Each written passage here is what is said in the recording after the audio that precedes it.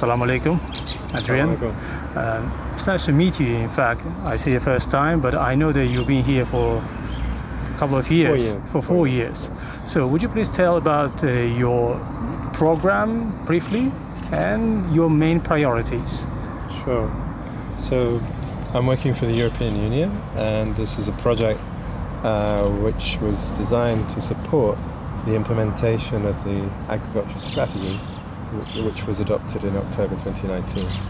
And the EU has financial support directly for that, and then assistance from experts like myself, and I have access to a team that in different issues of the strategy come in to support the government, not just the Ministry of Agriculture, but anyone in the agriculture and food structures, and there are many, where we can provide our support.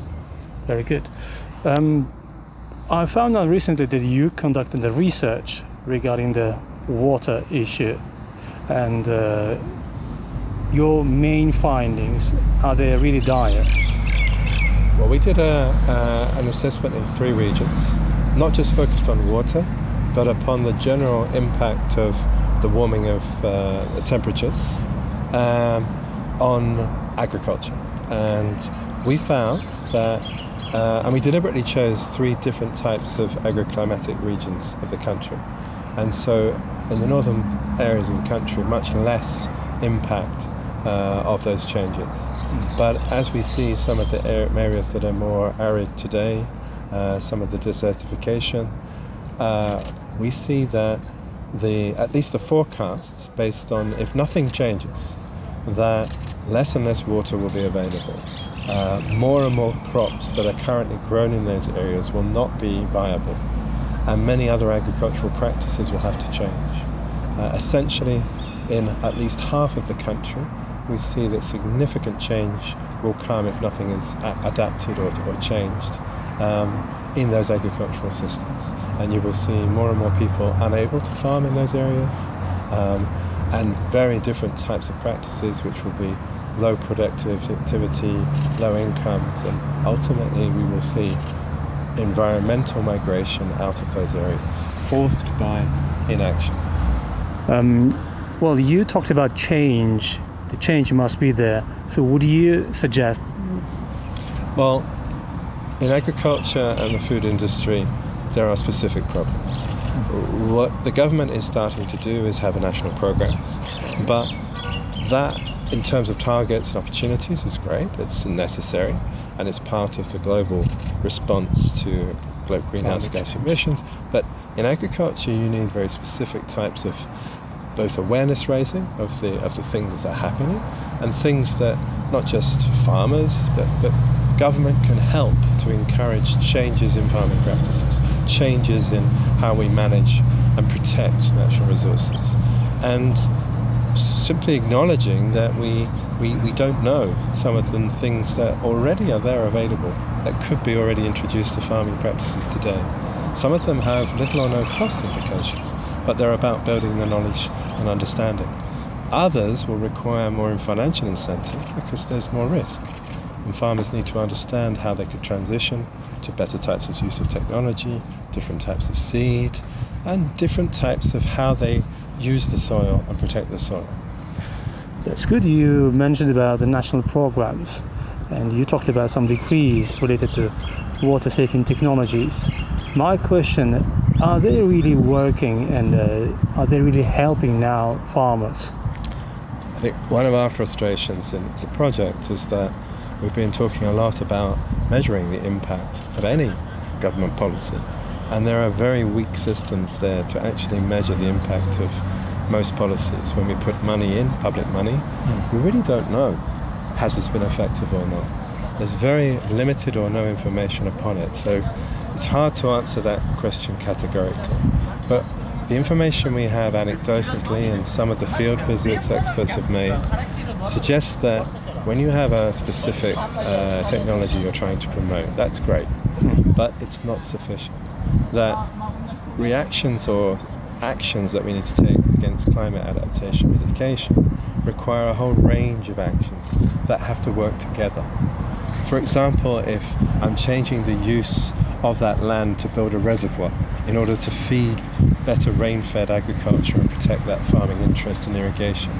Maybe I need to think about the forestry that I need to plant to protect that reservoir, to protect against the loss of nutrients from the soils, and so many other integrated approaches that in other parts of the world we have seen these things working.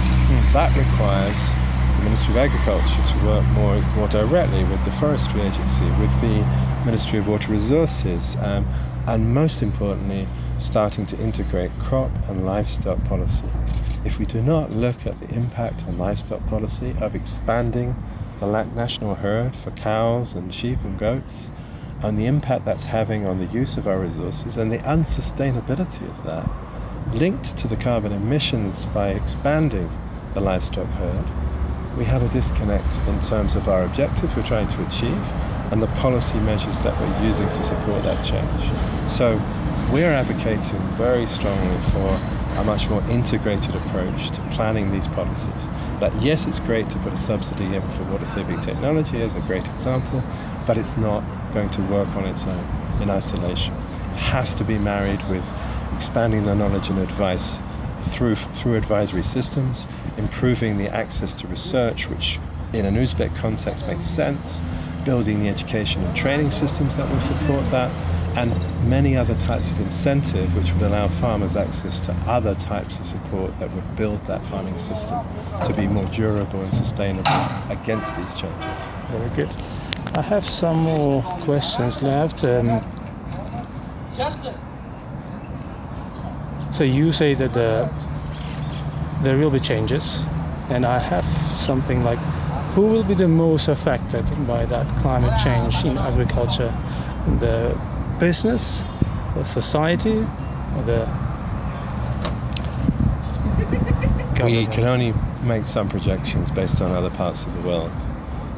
I think what we can say fairly categorically is, as this change comes, small-scale producers suffer the most. And that means small communities in rural areas, because they feel a disproportionate effect on the drops in productivity, the drops in income, and they're at the front line of this problem. If we don't help the smaller farmers and rural communities to respond, we will see this outward migration from rural areas because they won't have a choice. There won't be alternative incomes. But we could pivot much more directly to embrace some of these new technologies, these new supports, but they need help. They need to really be helping hand to move these things forward. So disproportionately, the most vulnerable in society will be affected more than others. Bigger business may find its ways to protect itself and move away from those less productive areas into more productive ones. And of course, as we sit in Tashkent, we feel the heat, but we don't feel the direct impact, because we will, unfortunately, rely upon more imported foods, not on the domestically produced foods. But with a much more integrated approach, we can change all that. I see. And my last question. So we talk about something very bleak now. So what do you recommend government tackling now? You know, in some of these new areas of policy, and it's not just in this area, for example, in subsidies, subsidies to the sector. Okay. Most of the subsidies are given as contributions of equipment or fertilizer, whatever it is. In other parts of the world, we ask, when we give money, that a farmer considers changing his agricultural practices. We ask him to make a management or a behavioural change. We need those subsidies to be linked to changes in behaviour. We need farmers to understand that dumping fertilizers without understanding is not a good idea. Pesticides that are poisoning the foods. If we don't build up this accountability, which is a partnership between government and the private sector, we will continue to have these problems. So for us, it's about really having this understanding, this measuring of the impact of government policy, and using that to guide better policies. And most importantly, understanding that if you're not sure about something, whether you're a government or a farm, you can do that on a smaller scale. You can start to learn by doing. What I'm frustrated with sometimes here is that we're not even prepared to take the first step to test something.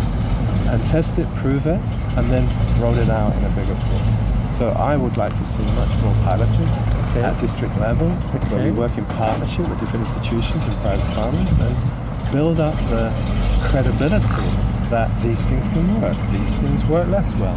And learning by doing, farmers take on the good ideas. They will not do much unless they see the change.